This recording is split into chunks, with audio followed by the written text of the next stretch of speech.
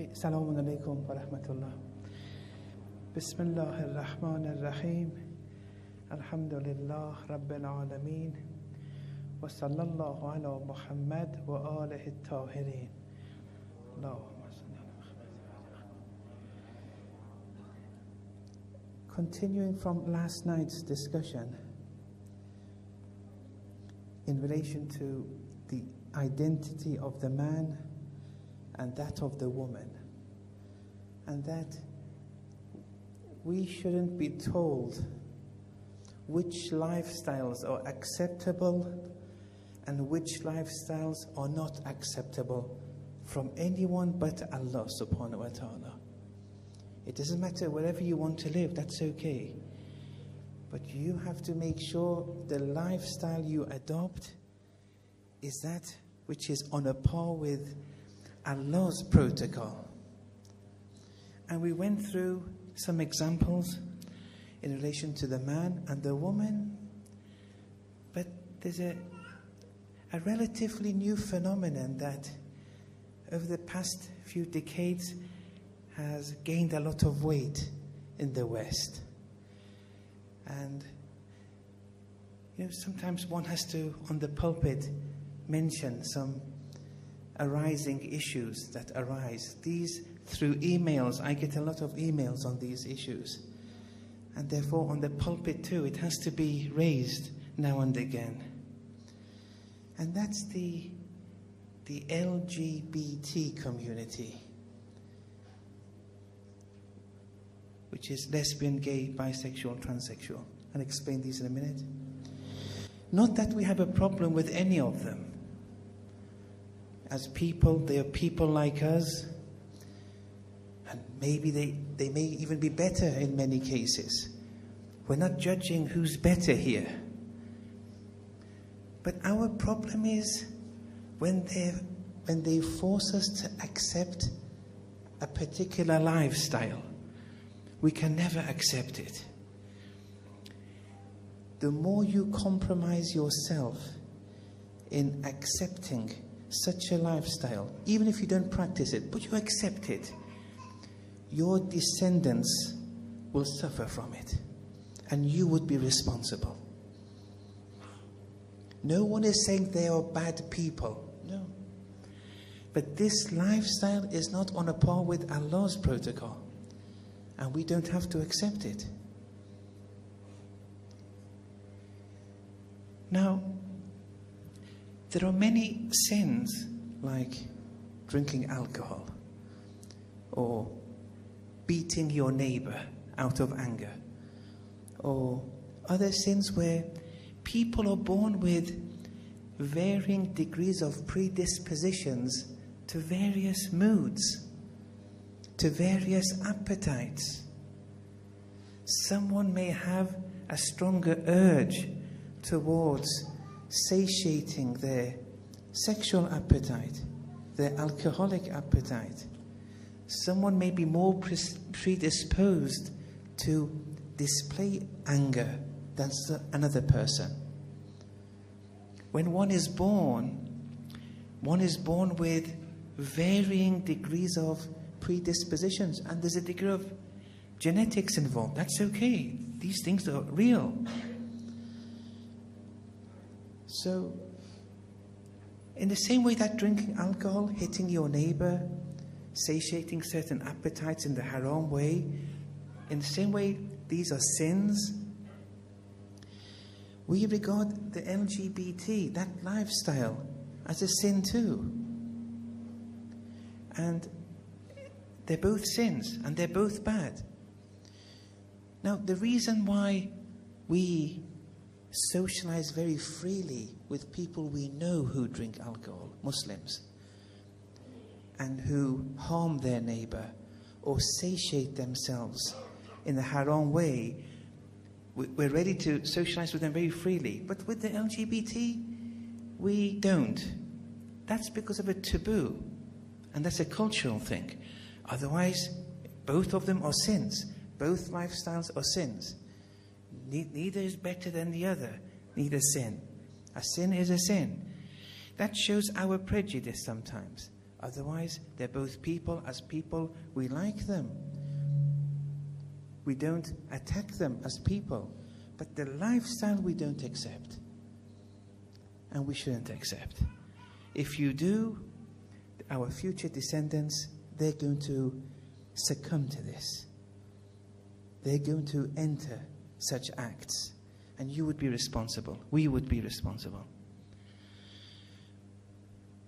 And it's not problematic to say that one is born with a stronger or weaker tendency towards certain appetites of theirs or certain moods. It's a reality. We believe in spiritual genetics. We have so many excuse me.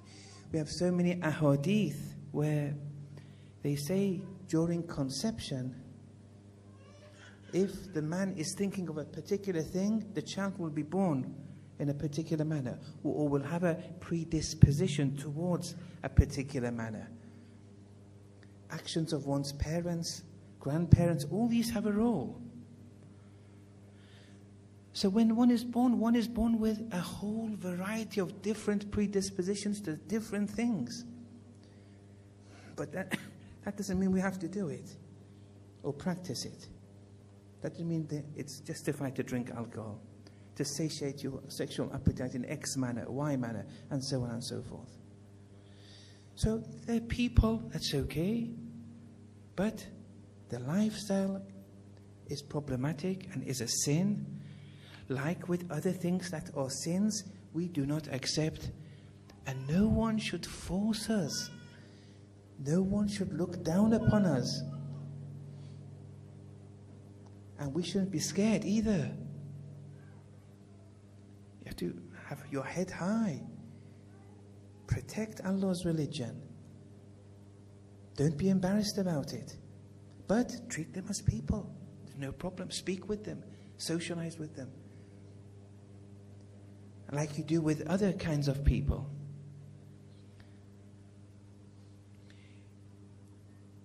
Now, with the L and the G part of LGBT, here the man has a male anatomy and a male psychology.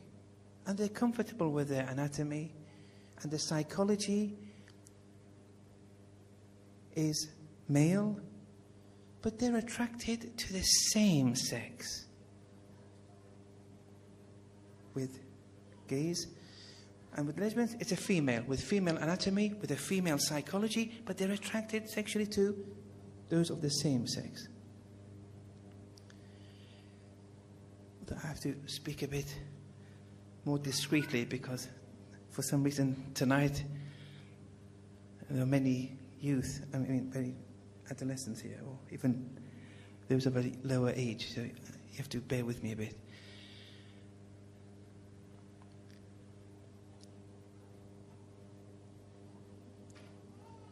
So sex is a function of one's anatomy or genes. If you're XX, you're female. If you're XY, you're male. Or one's anatomy. But with bisexuals, no, half of their lifestyle is okay. For example, they're attracted to the other party. But they're also attracted to the same sex too. And that part we don't accept. With transsexuals, the issue is different. And they're becoming more and more, even in Muslim countries, where the man has a male anatomy, but the psychology and gender is a function of one's psychology. Gender. The psychology is female. The anatomy is male. The psychology is female. And having a strong female psychology, it makes them very uncomfortable with their male anatomy. And therefore they go and have operations done.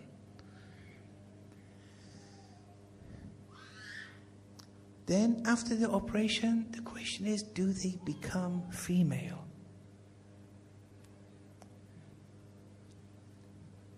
And this has to be raised because this subject matter, sometimes, with all respect towards the marriage, of course, but sometimes you see in the mawzu, maybe the marriager hasn't understood the mawzu yet. And that's okay, because the marriager always gives the general rulings, like whatever intoxicates you, okay, you can't drink. It's haram to drink and it's najis. Okay, so whatever liquid that intoxicates, it's najis, even to drink a drop of it. That's a general ruling they give.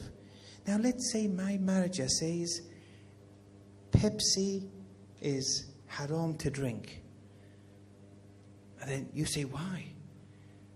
They say because it intoxicates you.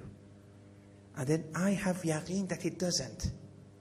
Do I have to follow my marriager in the mawzu'at? Especially when I have yaqeen that actually Pepsi doesn't intoxicate actually. Thank you for your advice. The advice is very good. It's okay to give advice and enter the mawzu'at, the particularities. But do we have to do taqleed in the mawzu'at? No, taqleed is only for the general rulings that they give. So if I was to drink Pepsi, it wouldn't be problematic. Now I know there's a discussion if it has 0.05% alcohol, but 0.05% alcohol isn't intoxicating, for example. Alcohol which is intoxicating is haram to drink and najis. But if you can, there's so many examples of alcohols that are not intoxicating because of the very low percentage. It's neither haram to drink nor is it najis. There's a difference here. And there are some foods are like that. In this question of sex change, sometimes I feel that the mawzu hasn't been understood as it should be. And this has some repercussions. And in medicine, there are many examples. I want to go over 2 or 3 of them that although everyone follows their own marriager, but I'm looking at this from a particular angle. I'm not saying for you to believe it, and I may be wrong. But the angle that I'm approaching it is important for you to consider here. Anyway, we'll come to that in a minute. The question is now, with the transsexuals, which is also problematic, the issue is this. They have male anatomy, for example, but their psychology is female. There's a conflict between gender and sex. Sex being a function of one's anatomy, gender being a function of one's psychology. Whereas with the other groups, this wasn't the case. There wasn't a conflict between sex and gender. However, with the transsexual, they may be of a female anatomy and a male psychology. And that's also a conflict. Then they have an operation to conform the two with one another. They have an operation on the anatomy. They have an operation on the anatomy side so that it conforms with their male psychology, for example, the woman. But even with the transsexual, they are attracted to the same sex, even though the psychology is different. Think about that a bit. But anyway, the question is, with transsexuals, after the operation, that man with a male anatomy and a female psychology, now they have an operation. They excise certain parts. They incorporate certain hormones to conform with that female psychology. Does that man now become a woman? Does a sex change qualify here? And this is important because many of the marajih have given into this. And the marajih, they're not doctors, they're not specialists. They get information from the specialists. But the question is, those specialist doctors, they're not philosophers either. They have problems of their own when giving that knowledge to the marja. A lot of the problems we see today amongst the offices of the marja is never because of the marja himself. Is the information fed to the marja. Many of the marja are just in a room. They have no access to the outside world. They don't even want access. That's not necessarily a bad thing. It's not necessarily a bad thing. This whole idea that we need a marja in the United States or in England, a marja homegrown, that's wrong. That's never a criterion. But what is a criterion is that marja has to be just, and the people working for him, feeding him the information, they have to be just people. And a lot of problems arise when those people aren't just. But let's not divert.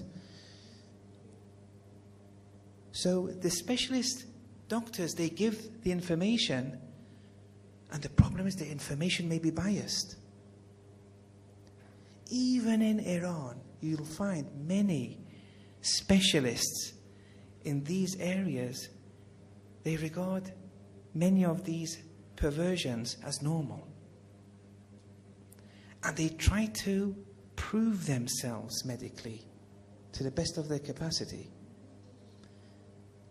And they even regard the man with a male anatomy and a female psychology, they even regard them as female, as a woman, even their sex. I'm saying even such countries. We have to be very careful here. Does this man, after the operation, become a woman? What does it mean to become a woman? Or does the woman, after the operation, become a man? What does it mean to become a man? Is it just because they've excised certain genitalia, now they're the other sex? Is that it? Or the other way around? Is it that easy? You say the sex has changed? And therefore here, rather than just sufficing with the zahir, being a man, being a woman, these are takwini, natural cause and effects. These are biological realities. They have causes. And therefore, a philosophical understanding is important here. You can't just arbitrarily say, he was a man one day, now he's a woman. You have to base your statement and conclusion on facts. For example, Imam Khomeini, who would say sex operations is permissible, and therefore, if it's permissible and they undergo it, then he would say now he has the rulings of if he was male, he has the rulings of a female, and so on and so forth. But at the end, he says all this applies if the sex change actually happens in reality. And the fact is, it doesn't. But he gives 10 fatwas at the end of Tahrir al-Wasila on this chapter of sex change. He gives the fatwas and everything, and at the end he says, this only applies if it really does happen. That if is a very important if. Now here we have to understand or base our facts on some kind of philosophy, on some kind of understanding of the cosmos, on the understanding of reality. You shouldn't give a fatwa arbitrarily, or you shouldn't be pushed or through bias be deceived to give a fatwa. Not that the Maraj are deceived, but people are there to push them towards certain fatwas, although the Maraj are much more intelligent than that. But maybe in the future it won't be like that. The point is this, that we believe in a unity between the body and the soul. Certain body illnesses affects our psyche. Certain psychological illnesses affects our body. We believe in a unity. We only have one reality. It's me. This me has an immaterial dimension to it, the soul. And then this immaterial soul generates the physical dimension of me. The metaphysical soul generates the physical phenotype. And so the physical dimension of me, it's a manifestation of that immaterial dimension of me. But there's a unity between them. Modern medicine has proved this.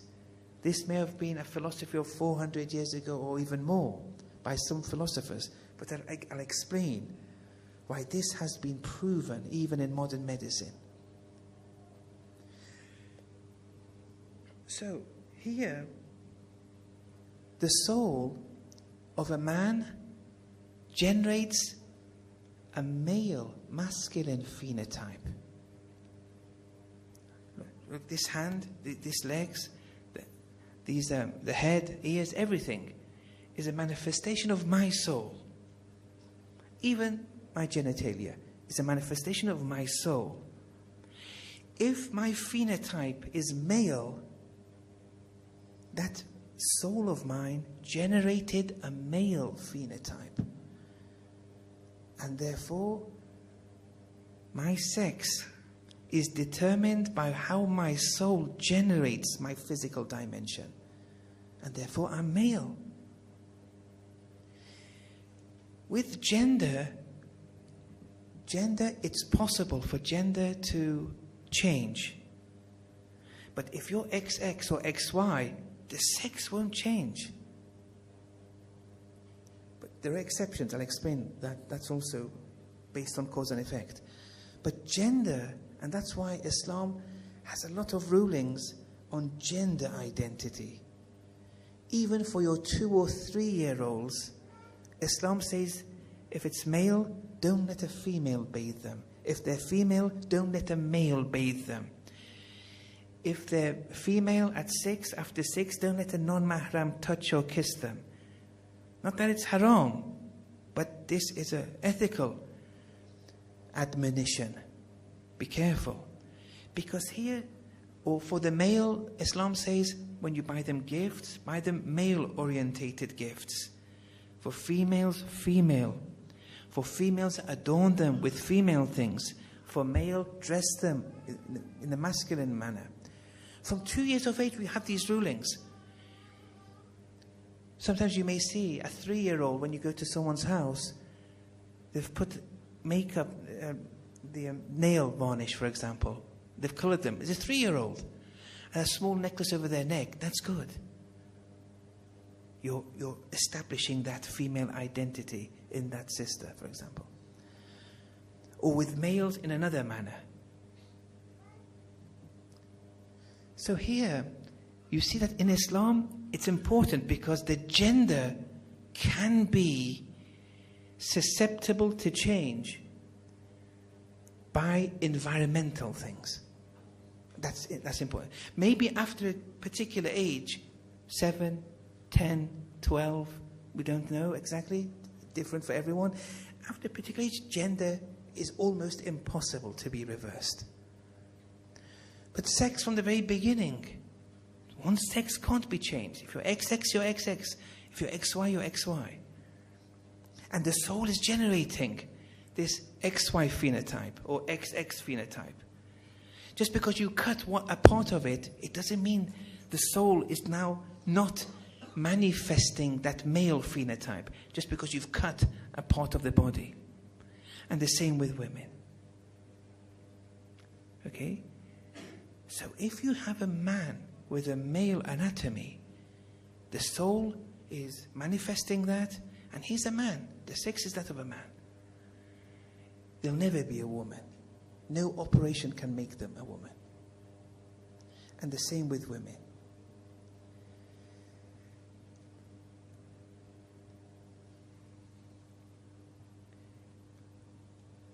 when you excise a body part, and let's say you replace it, or you add a body part to yourself, that body part which you've added to yourself, depending on the degree of the so-called sex change operation, that body part that you've added, it's not yours in the takwini sense, in the real sense. It's just an added part. Like, for example, you add a prosthesis, for example, on you. That prosthesis is not in unity with your physical body. It's not a generated thing that your soul is generating. Like the soul generates the hand, the legs, the head, everything.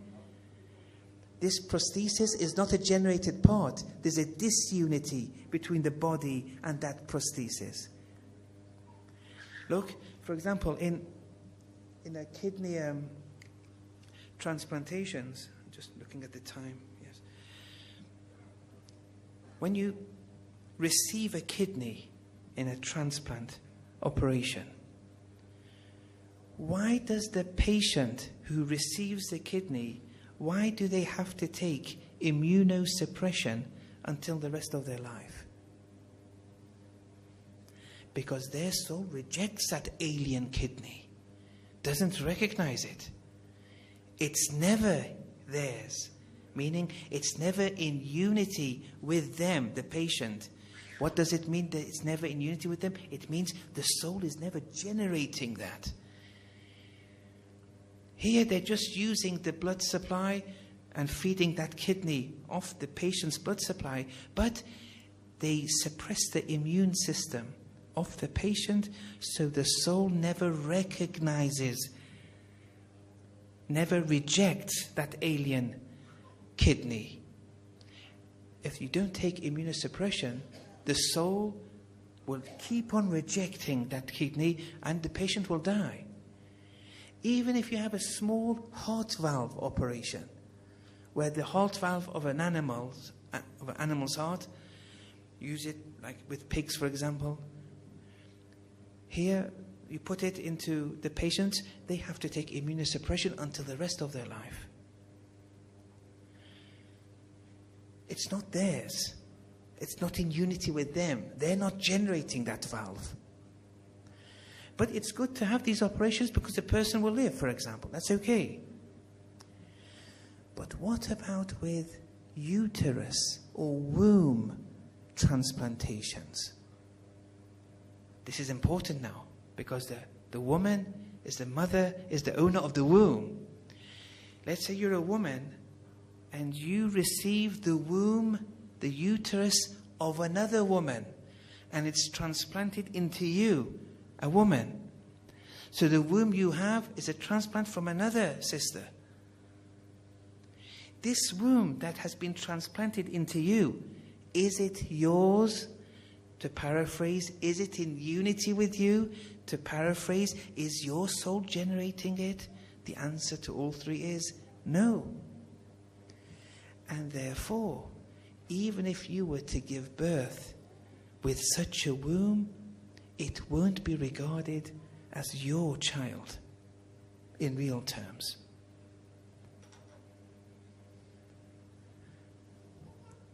And therefore you won't be the mother because it wasn't in unity with you. There was no generating of that womb. It was just like a machine, like in ectogenesis, where you have a machine. It's not a reality yet, but from the very beginning, the embryo is in a machine, for example, the whole 9 months. But that machine now they've put into your body, for example. It's never in unity with you. It's just something added. Or when ovaries are transplanted or testes are transplanted into you. Okay? So someone else's ovaries, someone else's testes. Now this gives rise to egg cells or sperm. Is it yours or is it someone else's? Here, the Fuqaha, some may very simply say that since it's gone into your body now, all regards it as yours. I'm not saying they're wrong or anything. I'm not at that level at all. But I have the right to question something here. That here you say after the ovaries have been transplanted, or the testes, or the womb has been, Orf would say it's theirs now. So if they were to use those ovaries to give birth, or the testes, or the womb, it's theirs, child. Is this based on a real philosophical takwini system? Or is this arbitrary? The rulings in Islam are based on reality, on the takwiniyat. It's a famous saying that Urafa have. The tashri'iyat are based on the takwiniyat. The rulings in fiqh are based on real cause and natural cause and effects. Things that are really happening. They're not merely arbitrary. And so here, you see, so many things arise that we have to be careful when, giving these rulings.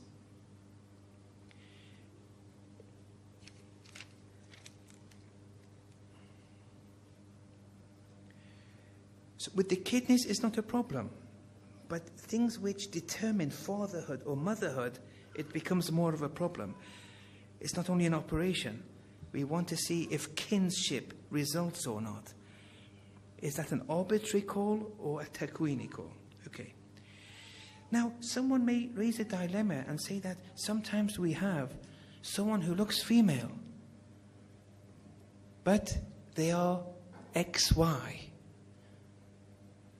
Okay, and you said XY, the sex is always male. But when you look at them, they're all female. Or someone may be female, but they're XY. Or someone may be male, but they're XX. They may bring cases, and they're right, such cases do exist. But the point is this, when we say XY determines the male sex and XX, we're only saying that in general terms.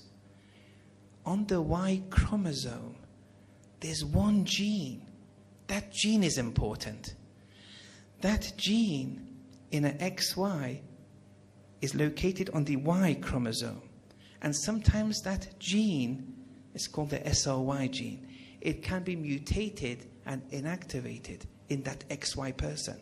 And therefore, they will have a female anatomy. Just because they have a Y chromosome doesn't make them male.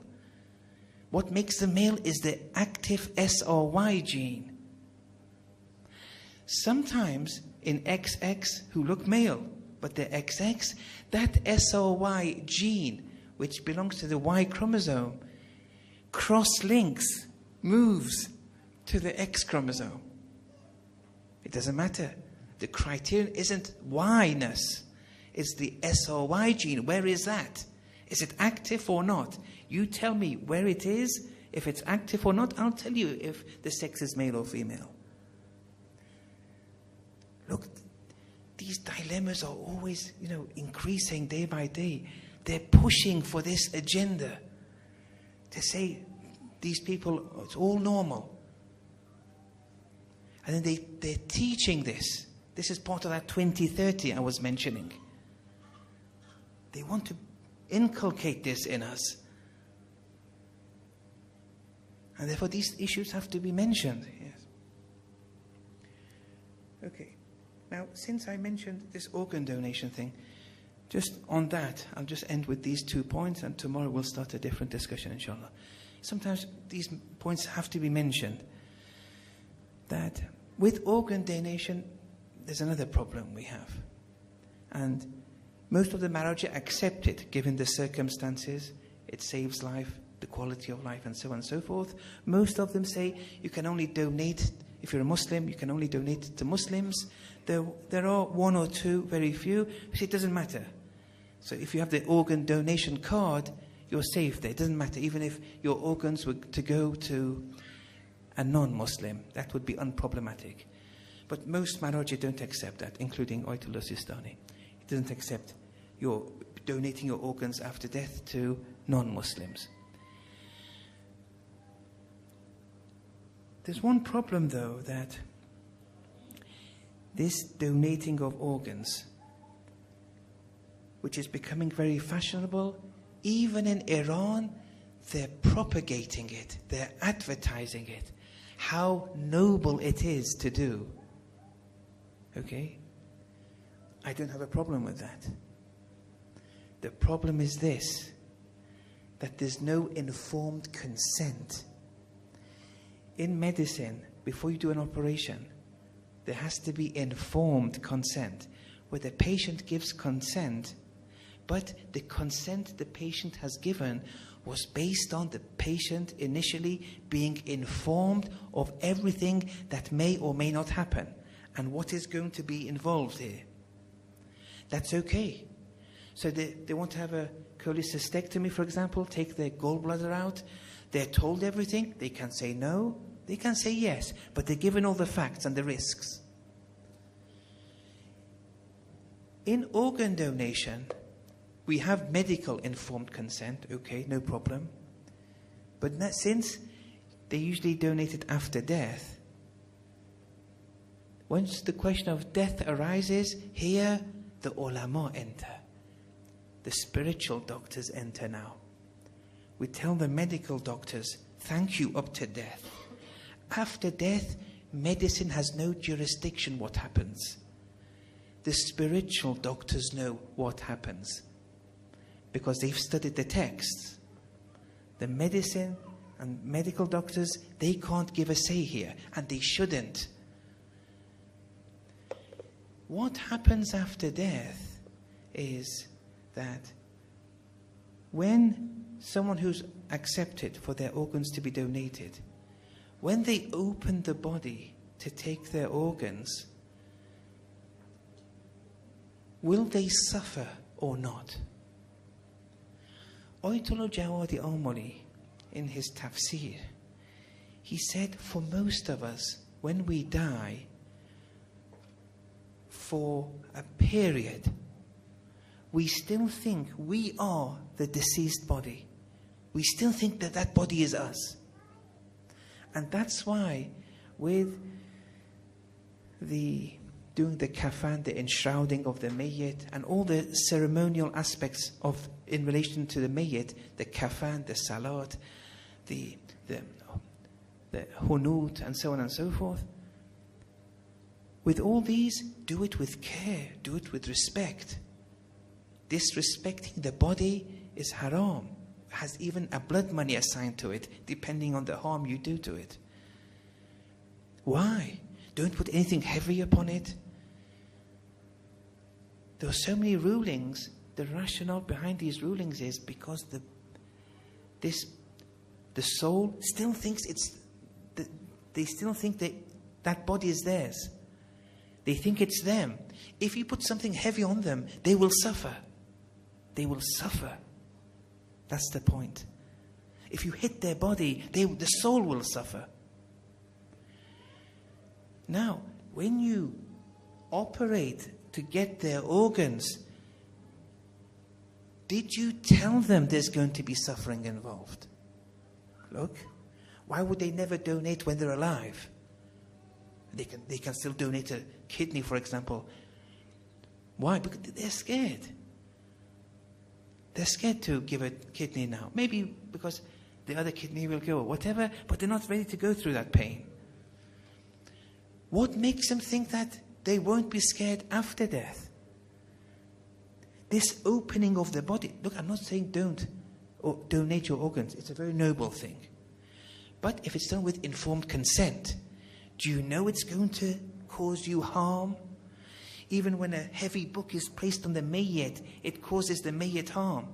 Even when, after death, a thread of hair is separated from the mayyit, it's wajib to bury that thread of hair if the hair disassociated from the mayyit after death, not before death, in the hairdressers. That's okay, you can do whatever you want with the hair there, even though it's mustahab to bury it.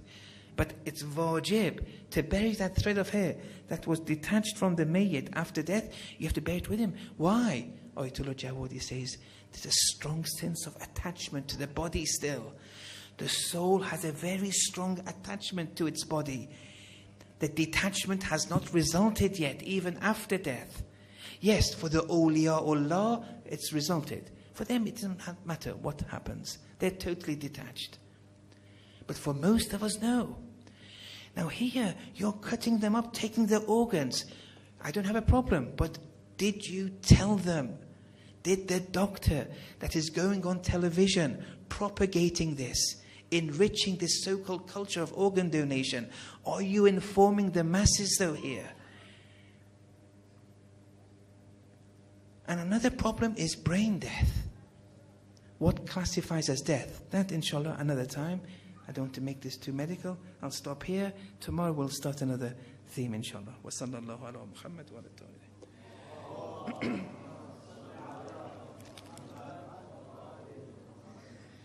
Okay, now continue with the poems of Oman Salmani.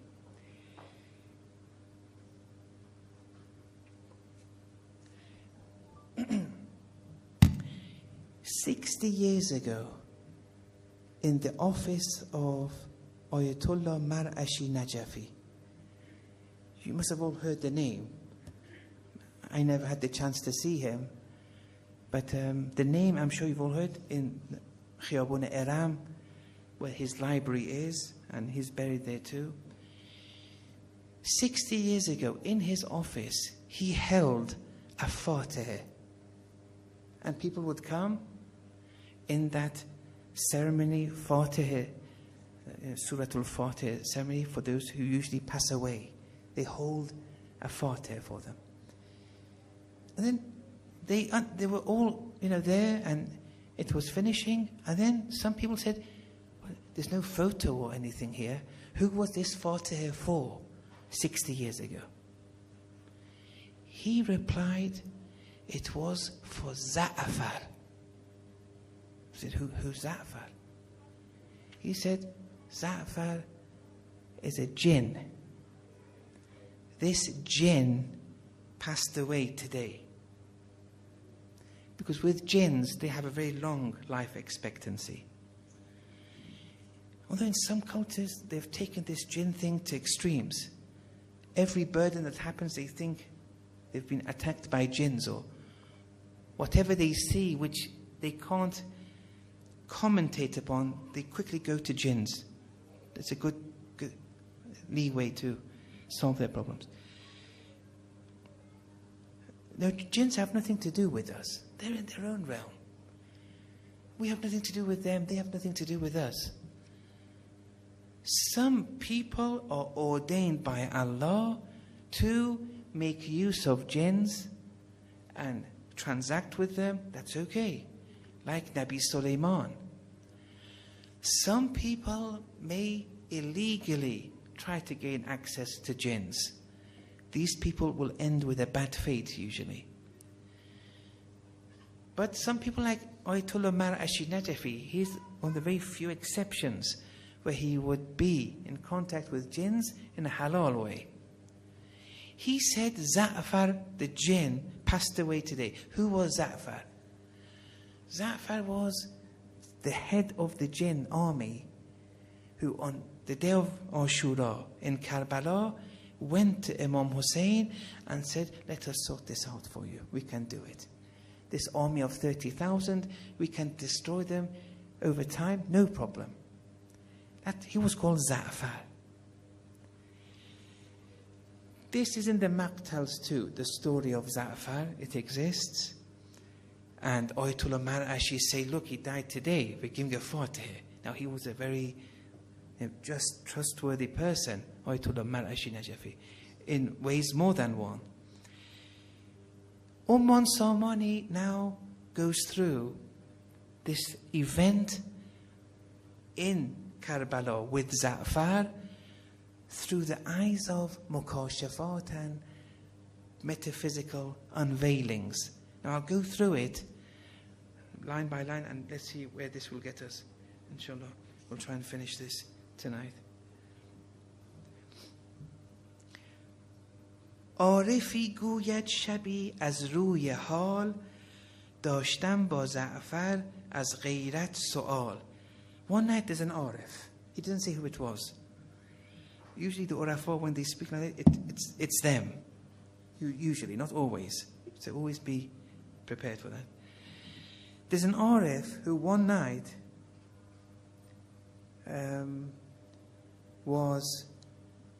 he was awake one night out of his own, the Arif's own zeal and ghayrat. He had many questions posing to Za'far for himself.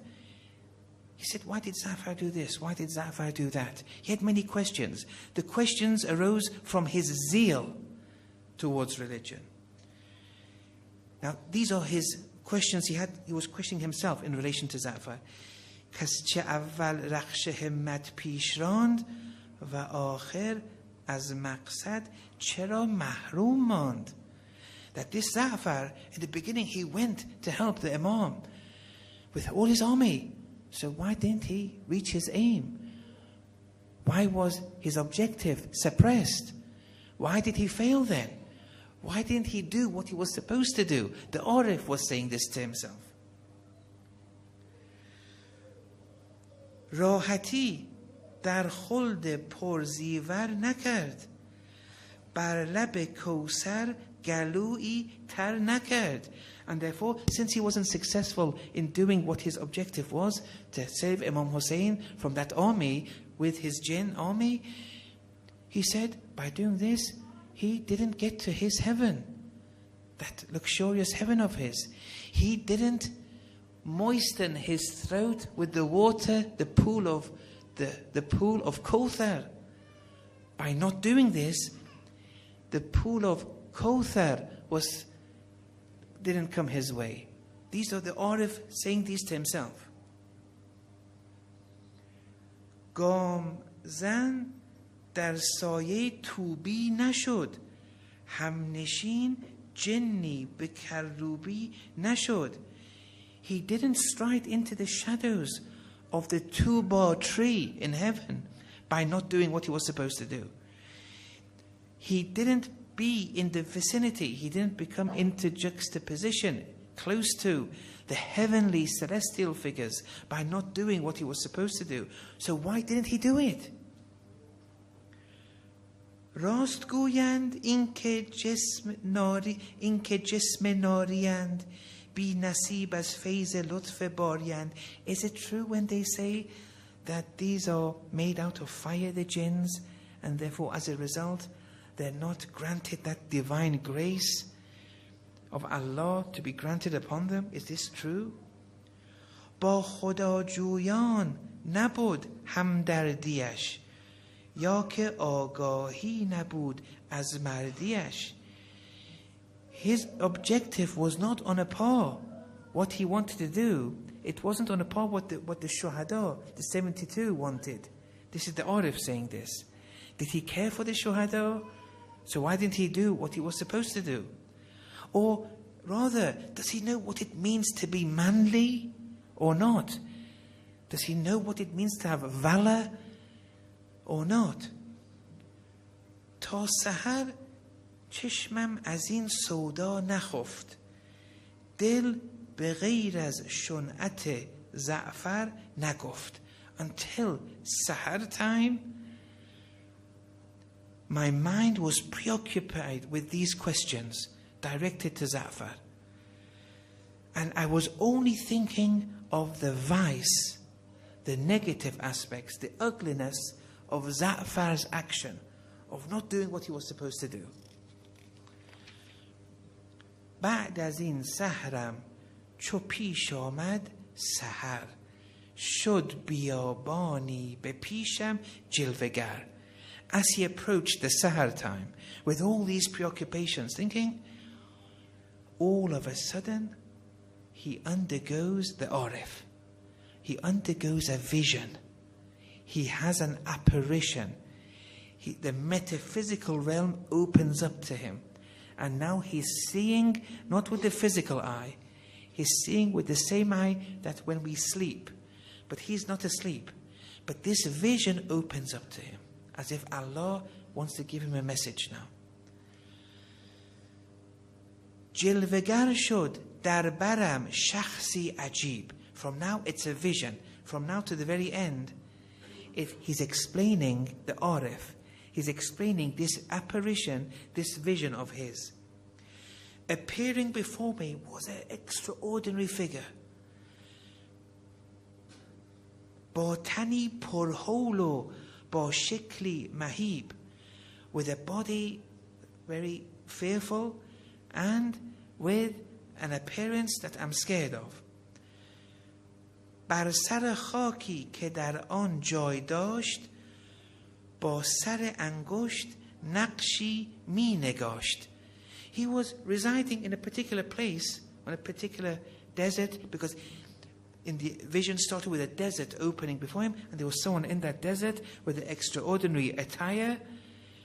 And then on the desert, with his finger, this extraordinary entity wrote something on the desert, on the sand. بعد از آن نقشی را از روی خاک با سرشک دیدگان می کرد پاک. And then that thing that he was writing on the sand became faded away by means of the tears of the cries of that individual. He cried so much that the tears faded that what he wrote on the sand away. پیش رفتم تا که بشناسم که کیست, همچنین آن نقش را بینم که چیست. In this vision, the Arif, in the vision, metaphysical reality, he said, I went, it's like in our dreams, for example, I went close to see who he is and what did he write.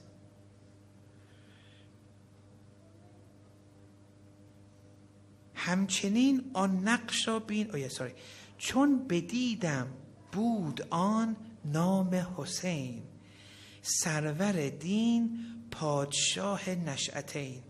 I went to see what he had written.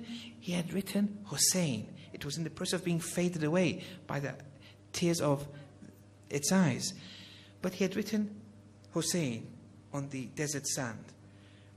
The leader of religion, the king of the two realms, of the dunya and the hereafter. چش بر من برگشود آن نیک نام. That entity then turned towards me and his eyes were directed towards me. کرد بر من از سر رغبت سلام. And then he greeted me with a salam, with very openly. پس جوابش داده گفتم کیستی, که تو از این جنس مردم نیستی. I said to him, who are you? Because the stuff that you're made out of is not the stuff that we people are made out of. گفت, then that entity replied to the Arif in the vision. گفت دانم من که شب تا صبحگاه با منت بود اعتراض ای مرد را. I know, he's saying this to the Arif, I know that you, until the early hours of the morning, you were attacking me and going against me and faulting me, O traveler to God. زعفرم من که از سر شب تا سحر بود با من اعتراضت ای پدر. I am Za'far. In this vision it was Za'far. I am the same Za'far that you, the Arif, until the early hours of the Sahar, the morning, you were making faults directed towards me. با تو گویم حال خود را شمی, تا که یابی آگهی شردمی. Okay, I will now tell you, give you a scent of what happened on that day. I will tell you so that you become aware a little of what happened that day. بهر جانبازی آن شاه از ولا, چون شدم وارد به آن دشت بلا. I went to the plains of Karbala. I went there to give my life away for the Shah, the king of religion, out of love for him. I did this. 4 فرسخ مانده تا نزدیک شاه محشری بود هر طرف کردم نگاه. And when I went there to see my king and to support him and give my life for my king, Zahra the jinn is saying this. Where the king was, if you imagine a dot and then a radius of 4 farsakhs from each side of the king, it was mahshar, it was resurrection time there. He explains what this means. The whole assembly of different people were there. محشری جمع یکسر انبیا و اولیا اصفیا و اذکیا و اتقیا. So surrounding the king in Karbala, 4 farsakhs each direction, there was mahshar, an assembly of all kinds of people. It was resurrection day, as if. And they were all prophets, lovers of Allah, the refined ones, the pure ones, the people with taqwa. Ruh pakan, khak qam bar sar hame, tigh bar dast o kafan dar bar hame. The pure souls there, it was as if they were pouring the dusts, the sands of sorrow on their head.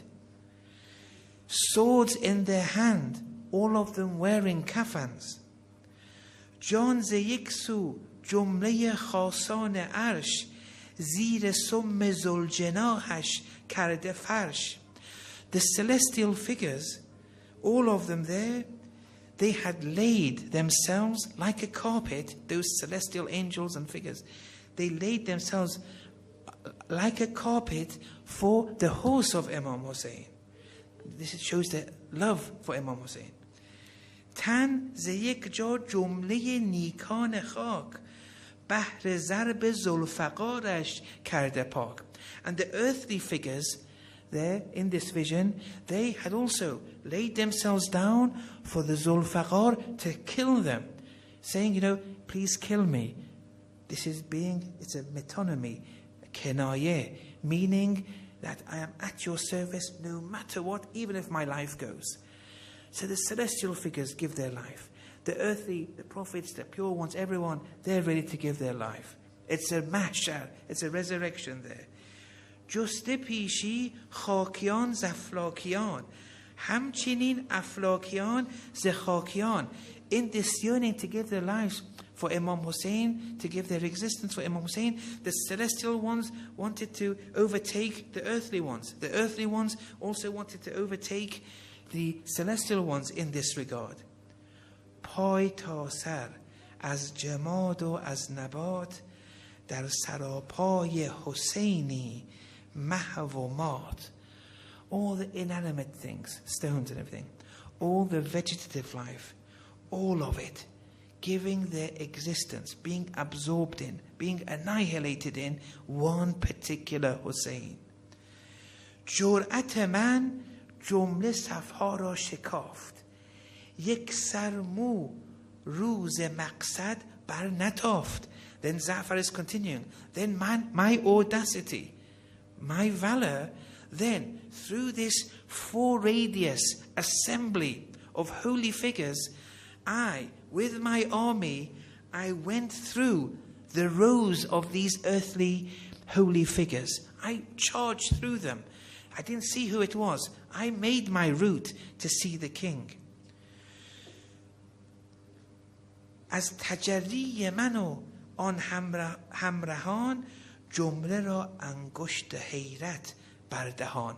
This audacity of mine and my army charging through the rows to get to the king, it led everyone to be bewildered, hands in their mouth. Who is this? What's happening here? تا رسیدم با کمال جد و جهد بر رکاب پاک آن سلطان عهد. Until with utmost severity and striving I reached his holiness, the king of the pledge. That pledge of, on the first night we mentioned what the pledge was, meaning Imam Hussein here. I reached him. مظهری دیدم از آب و گل جدا، از هوا خالی و لبریز از خدا. I saw a manifestation empty of earthly dimension, empty of air. It was all filled with Allah. It was all Allah manifesting. کرده خوش خوش تکیه بر فرخ لوا، رو بر او پوشیده چشم از ماسوا. He was happy in ecstasy, lying against a valued flag. رو بر او, with Allah, facing Allah, with his eyes turned away from other than Allah. He was annihilated in Allah. He was absorbed in Allah, the king, Imam Hussein. دست بر دامان فرد ظلمنش، دست یک سر ماسوا بر دامنش. He totally relied upon the owner of favors, on Allah subhanahu wa ta'ala. But other than Allah, everyone was relying on Imam Hussein. بسته لبهای حقیقت گوی او سوی حق روی و آنان سوی او. He had closed his lips towards Allah. His lips were silent. He was facing Allah, drowned in Allah. Everyone else there, they were drowned in him. محو و مات حق همه در ذات او. In some text it says در ذرات او.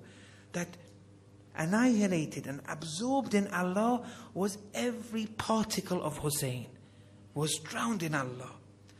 جمله ذرات محو و مات او. But other particles, other than everything else, all those other things, inanimate things, animals, people, everything, were drowned in Hussein. گفتم ای سر خیل مستان السلام، مقتدای حق پرستان السلام. I said, Zahra is saying this. He reached the Imam. He said, O leader of the intoxicated ones, salam.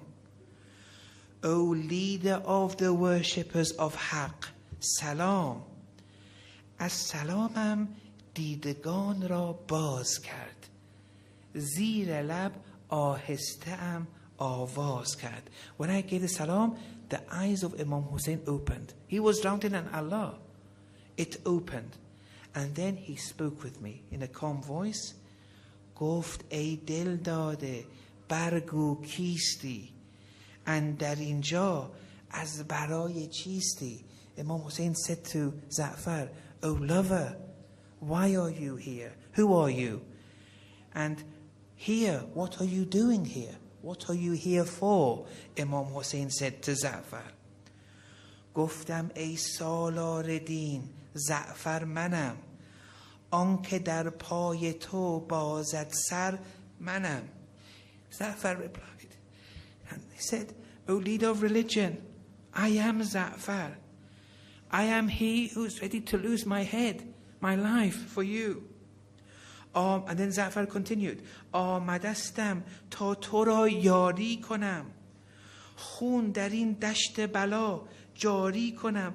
I've come to help you, support you, and to spill my blood in the plains of Bala, in Karbala, the plains of burden.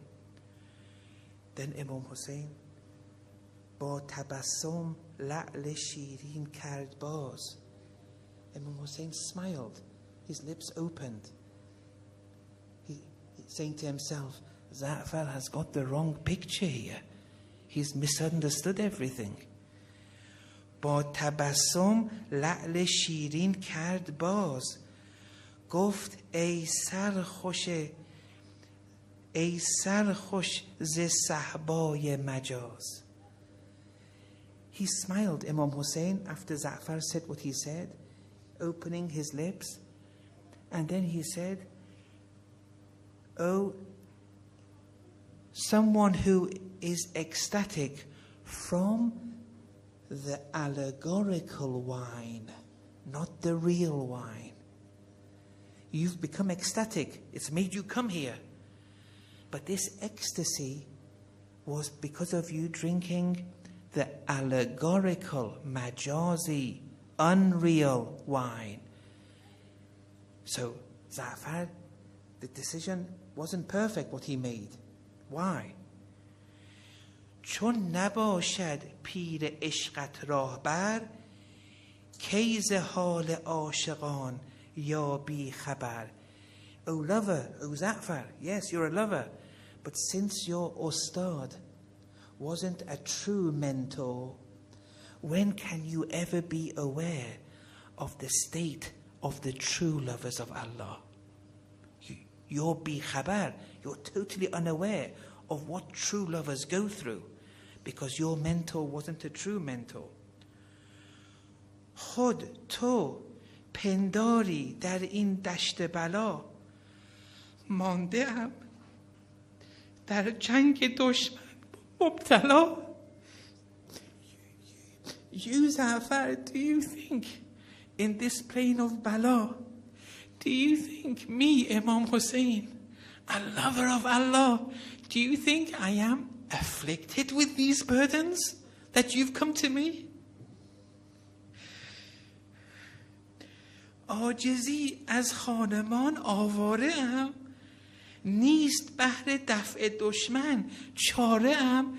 Imam Hussein continues, you think that I'm here captivated and left all alone with my family, and you think that me fighting them is the only thing left for me? Is this how you view the lover, the true lover? در سر عاشق هوای دیگر است. In the heads of the lovers, it's another story altogether. خاطر مردم به جای دیگر است. The people, when they see something, because they're limited and ignorant and unaware, they make a wrong conclusion.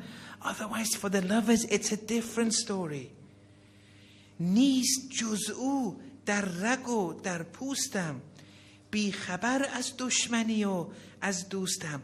It's only Allah filling every part of my body. I am unaware of enemy and friends because he's annihilated in Allah. Imam Hussein, من ندانم دوست کی دشمن کدام ای عجب این را چه اسم آن را چه نام. I'm annihilated in Allah. Burden after burden that happens makes me closer and closer to Allah. I'm annihilated in that state. I don't give labels to people that he's my enemy, he's my friend. What have you thought of me? What have you taken me for? He's saying this to Za'far. Do you think I'm like you? اینک آن سر خیل خوبان بی حجاب بود با من در سؤال و در جواب. Before you coming, I was with Allah, unveiled with Allah, with question and answers between me and Allah before you were here. با همان در پرده رازی داشتیم گفتگوهای درازی داشتیم. There were secrets between me and Allah. It was unveiled. There was no veil between me and him. There was a dialogue between me and Allah. هیچ کس از راز ما آگه نبود. No one was aware of the secrets between me and Allah. در میان روح الامین را ره نبود. Not even Jibreel was in between or was an intermediary. It was direct between me, Imam Hussein, and Allah. چشم از او پوشیده کردم بر تو باز. And then you came and said salam. I turned away from Allah, and then my attention turned to you. از حقیقت رخت بستم بر مجاز. Turning my side from the haqq and turning towards you, the majaz. خود تو دیگر از کجا پیدا شدی? Where did you turn up from? Where did you come out all of a sudden?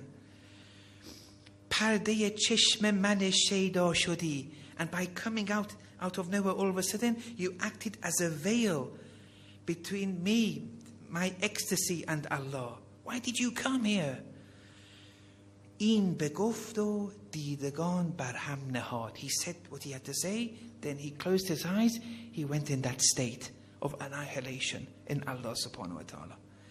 عجزها کردم جوابم را نداد.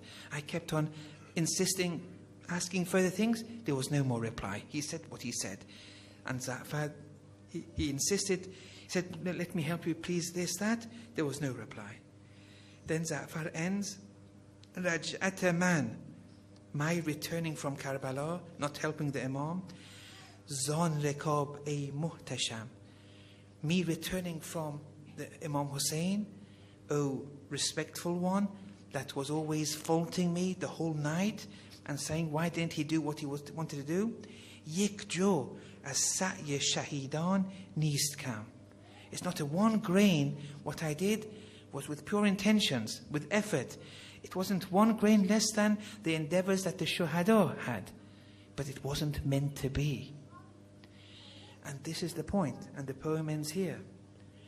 When you're annihilated in Allah, your actions, your words are Allah's actions. You don't need an army. You don't look here and there to get help. It's all Allah in function. And Karab Bala, it had to happen the way it happened. And no interference. Even with the best of intentions, it would be replied by the Imam of the time as, what on earth do you think you're doing? Let God act godly. وصلى الله على محمد وآل الطاهرين. اللهم صل على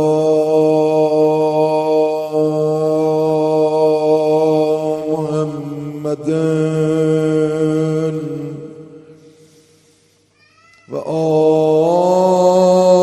وآل محمد وعجل فرجهم.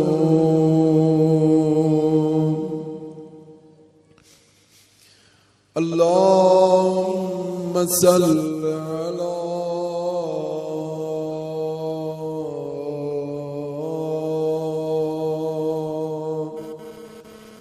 فاطمة وأبيها بعلها وبنيها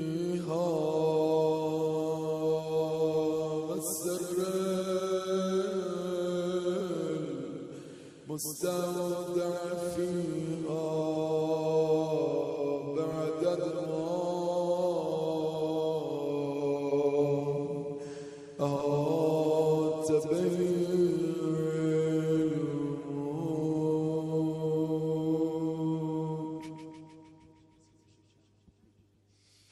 اللهم لنا بلد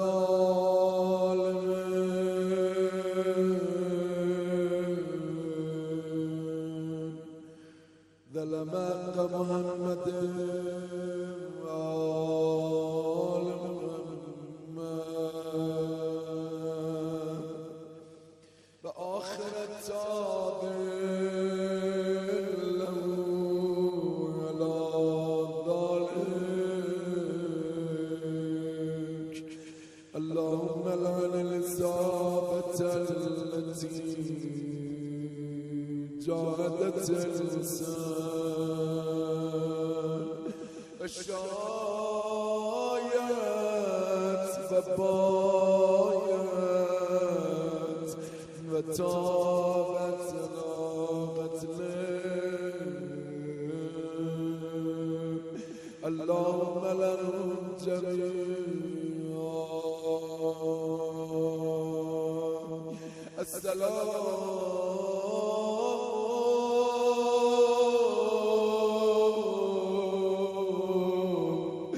عليك يا أبا عبد الله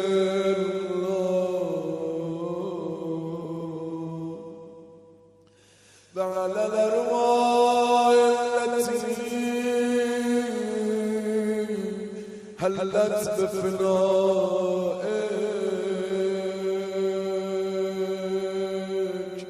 عليك سلام الله أبدا ما بقيت وبقي الليل والنهار فلا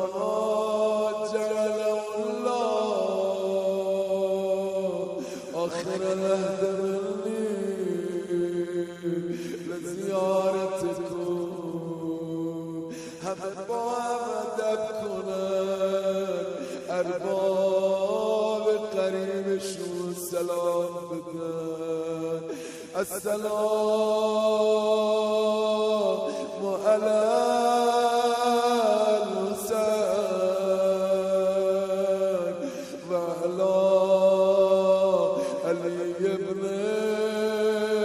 الحسین و علی اولاد الحسین و علی بالحسین. حسین جان، حسین جان، حسین جان، حسین جان. ای رحمت بی انتها ممنونم آقا، امسال هم گفتی بیا، ممنونم آقا. خدا رو شکر امسالم به محرم اربابمون رسیدیم، اومدیم تو خیمه ارباب بر آقامون گریه کنیم. حضرت فرمود قبل از اینی که گریه کنا بیاد، ملائک از آسمان میاد تو مجلس حسین، بالهاشون رو باز میکنن، عزادارا میاد رو بال ملائک مینشینن. یعنی الان من و تو رو بال فرشتگان آسمان نشستیم، میخوایم برای اربابمون گریه کنیم. شکر خدا که از محرم جا نماندم. ممنونم آقا از شما، ممنونم آقا. با دست‌های مهربانت بر تن من پوشانده ای رخت عذاب، ممنونم آقا. در بین تومار عزاداران این ما جا داده ای نام مرا، ممنونم آقا. به خدا رو شکر کنیم، ما رو گریه کنه حسین قرار دادن، اسم ما رو نوشتن. تو بیا برا حسین گریه کن. خدا رحمت کن حبیب ابن مزارو، در رکاب امام زمانش امام حسین به شهادت رسیده، اما اون عالم بزرگوار در عالم رویا و خواب حبیب ابن مزار رو دید. گفت حبیب ابن مزار آیا آرزویم داری یا نه؟ گفت یه آرزو دارم. چی حبیب ابن مزار؟ گفت آرزو اینه خدا منو به دنیا دوباره برگردانه، بیام تو مجلس روزه حسین بنشینم، برا آقام گریه کنم. پس تا میتونی برا اربابت گریه کن تا نفس دست برا ارباب ناله بزن.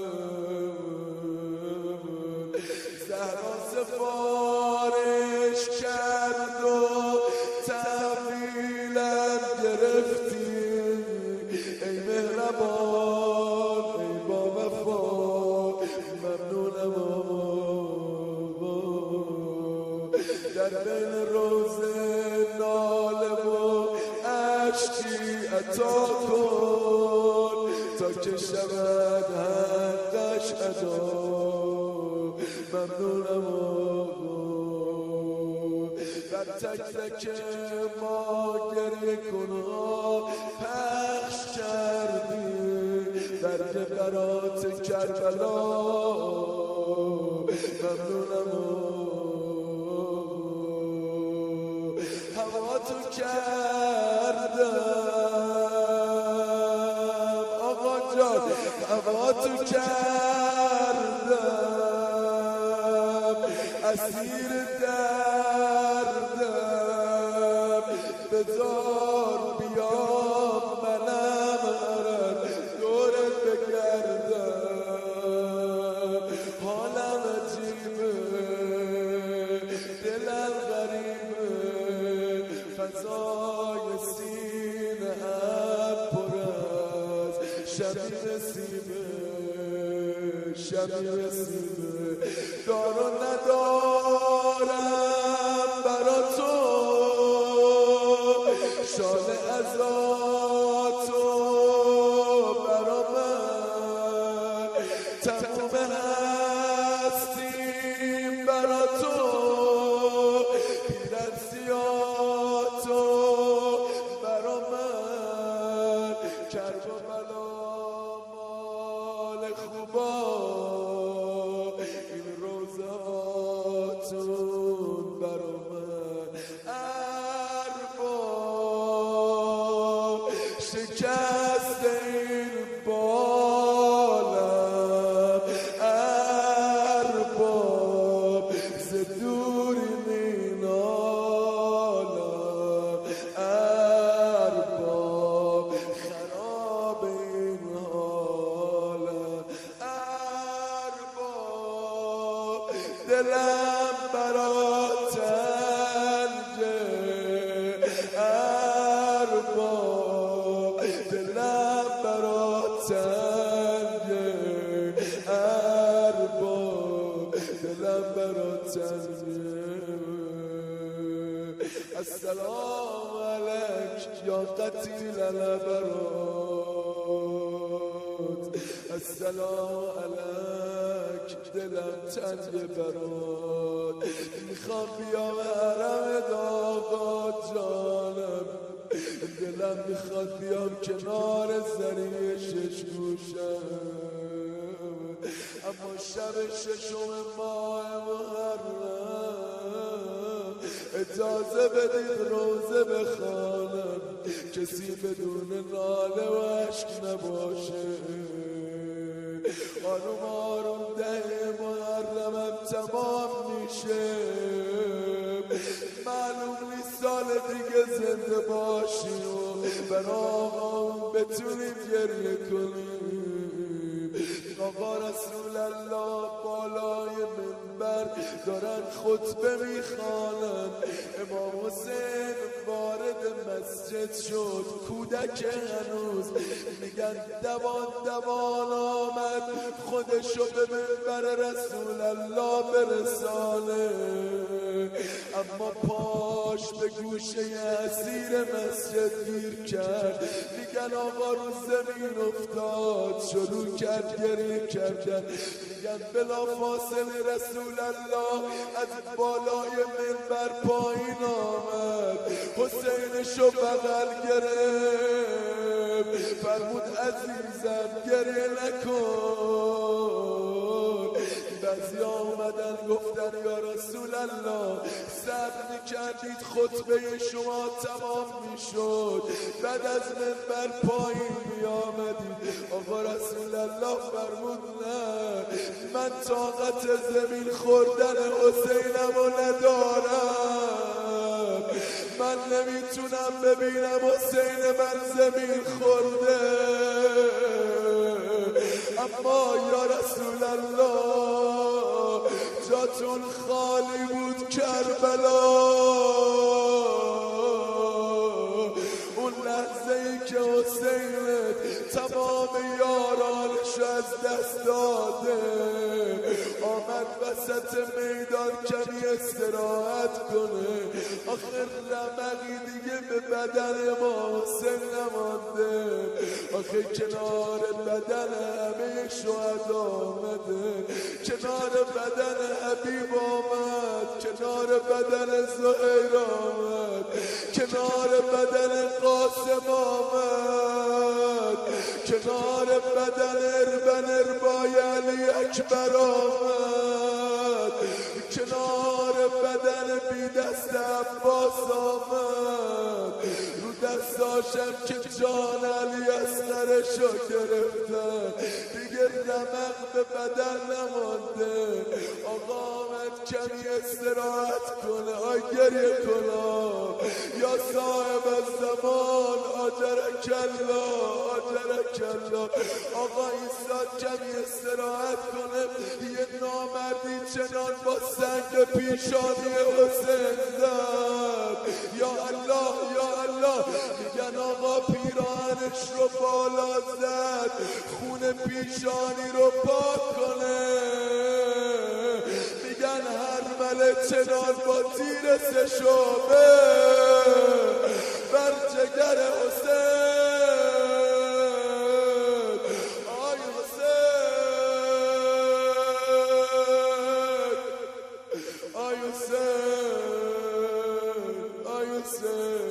آقا جان الهی برا غریبیت بمیرم آقا، الهی برا مظلومیت بمیرم آقا جان. میگن هر کاری کرد تیرو از جلو بیرون بیاره نتونست، میگن خم شد تیرو از پشت بیرون کشید، اما چه اتفاقی افتاد؟ آخ بلند مرتبه شایی ز صدر زین افتاد، اگر غلط نکنم عرش بر زمین افتاد، یه دفعه دیدن آقا با صورت رو زمین افتاد. حالا ناله بزن بگو حسین،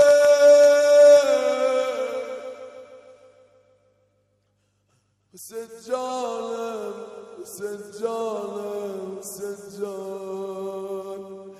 دنیا در التهاب بلای بزرگ بود، یوسف به قتل نگاه به چنگال گرگ بود، دریای تیر دور و برش را گرفته بود، طوفان سد بال و پرش را گرفته بود، خون می جهید هر نفس از زخم حنجرش، دیگر رسیده بود به ساعات آخرش، از ضرب نیزه ها بدنی پاره پاره داشت، در دست باد پیراهنی پاره پاره داشت، از سوز درد سینه او تیر میکشید، قاتل برای فاجعه شمشیر میکشید. عبدالله ابن الحسن داره میبینه، دید یه نامردی شمشیر بالا برده امو جانشو به شهادت برسانه، دستش تو دست عمه زینبه، تا این صحنه رو دید دستشو از تو دست عمه زینب کشید، گو عمه اجازه بده برم میدان، عمه ببین دارن عموی منو میکشن.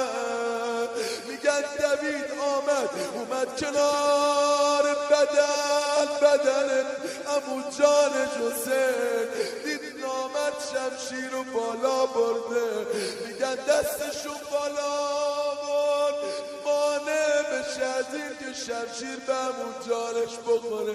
یه دفعه شمشیر پایین آمد بر دست عبدالله، این دست بر پوست آویزان شد، افتاد تو بغل همون جانش حسین. آقا بغلش کرد قصه نخور عبدالله. اما بگم چه کردن نامردا، هرمله دوباره تیر در کمان گذاشت چنان به گلوی عبدالله. حالا ناله بزن بگو حسین